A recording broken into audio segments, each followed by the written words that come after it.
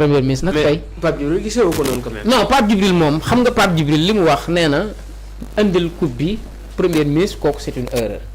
maanaam cohésion nationale bi ñu woote lii c'est contraire par rapport ak loolu ñu bëgg a woote kooku moom xam nga Pape Djibril aujourd'hui man dama jàpp ni il est complètement dafa xam nga li ñu naan perdu dans l'immensité dafa réer ci espace politique bi. tu as vu yéen invité na leen sax Awa Talla li mu wax dëgg la invité na leen ñoom ñëpp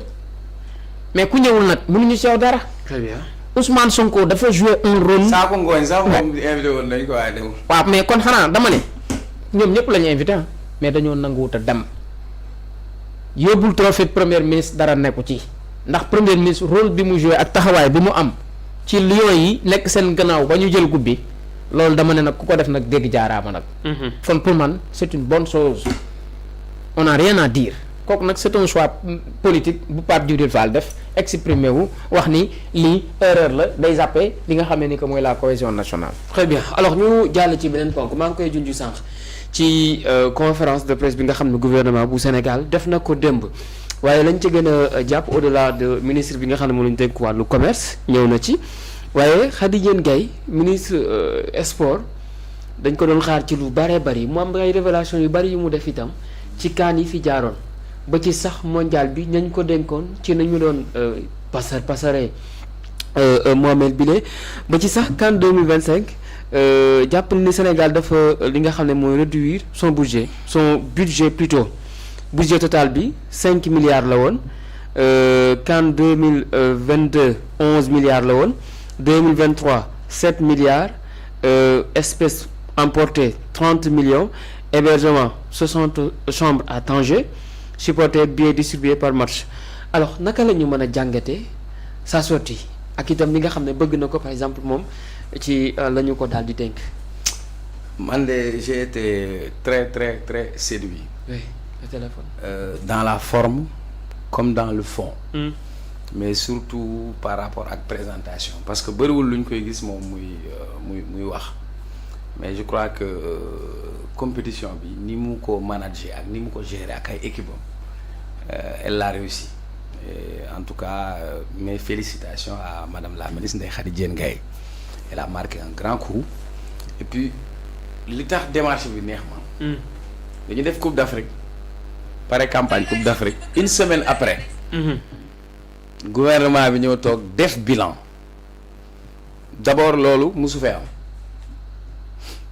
voilà mus nga ko gis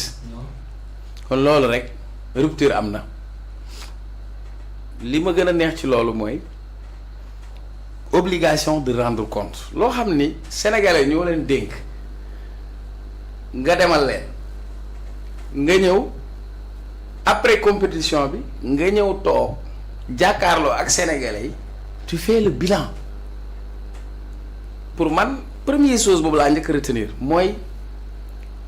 transparence ak bonne gouvernance mu ngi am ci joxe information sénégalais yi ñu xam beneen bi mu am yu mu yëkkati et yi mu yëkkati yaa yeykat laajte parce que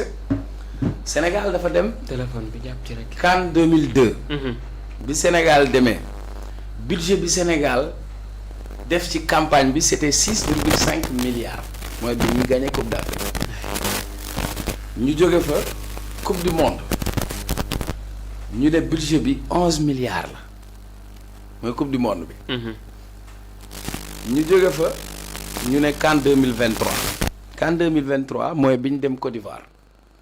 ñu ne budget ministère des sports 7 milliards la te bi ñu demee Côte d'Ivoire fan lañ toogee premier tour 8e de finale 7 milliards cette fois-ci sous le magistère de Ndeye Khady Diène Gaye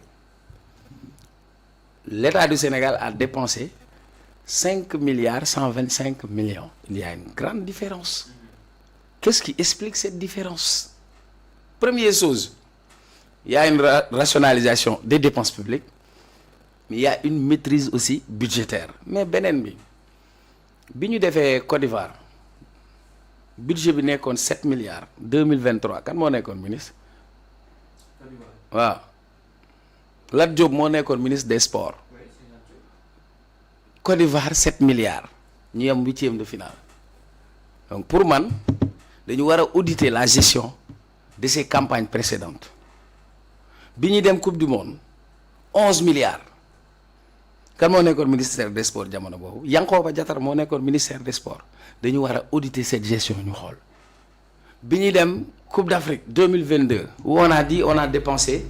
pour la campagne de la coupe d'Afrique 6,5 milliards Matar Ba moo nekkoon ministère des sports dañu war a auditer cette campagne aussi parce que pour man elle a expliqué nee na dafa am doxalin bu fi doon am ñu dindi ko mooy bu ñu doon dem ci campagne yi daaj yi ñoo doon bonde yóbbaale xaalis daanaka ay milliards liquide moom cette fois-ci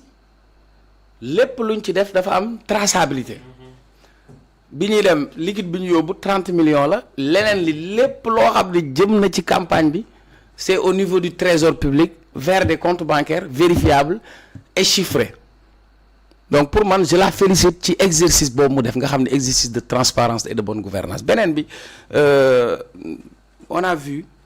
que nit ki ci gouvernement bii de moom liñ ko dénk mën na ko ndax domaine am la parce qu'elle est inspectrice des sports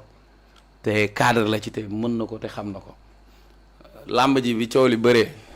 daa ñëw indi 18 heures bi ñu fi indee li jëm ci organisation sur le plan de la compétition sur le plan de l'organisation sur le plan de la logistique elle a fait un travail titanesque et je crois qu'elle est à féliciter et que ndam li ndamam la donc en tout cas moi je suis très fier de liggéey bi nga xam ne def na ko ba pare bi mu ñëwee tamit gis nañ en matière d'infrastructure parce que rappelez-vous que bu njëkk ba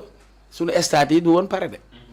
am na jamono boo xam ne sax benn waay rek a doon gañ a marché ya mais moom bi mu ñëwee ba tey lan nga gis dem nga Iba Mar Diop stade Amitié defaraat nañ ko gis nga niñ ko réfectionné il y a une politique sportive qui est en train d'être faite et puis depuis qu'elle est là sous son magistère on a vu que infrastructure yi ça commence à prendre forme donc dañ koy encourager mu gën a ci taxaw ba ñu gën a mën a def sport de masse dem ci tournoi interscolaire yi dem ci politique sportive et Sonko l'a dit ce matin ci discours am dafa am benn partie bu wax bu am solo où il dit que sport bi yamatul rek ci enjeu sportif mais tey dafa am ay enjeu économique maintenant on parle de l'industrie même du sport et que comment le Sénégal doit se positionner et comment le Sénégal doit capitaliser tout cela surtout qu'on va aller vers les Jeux olympiques de la jeunesse. Dans 6 mois, le Sénégal doit aller à la Coupe du Monde. Et quand elle dit que les aspirations du Sénégal, c'est de remporter la Coupe du Monde, nit da ngay am ambition, am objectif. Donc, voilà. Ah waaw. Non, moomu ko de. Non, c'est que daa am loo xam ni xam nga gëm sa bopp dafa baax mais daa am lu ko jiitu xam nga la moo jiitu gëm sa bopp.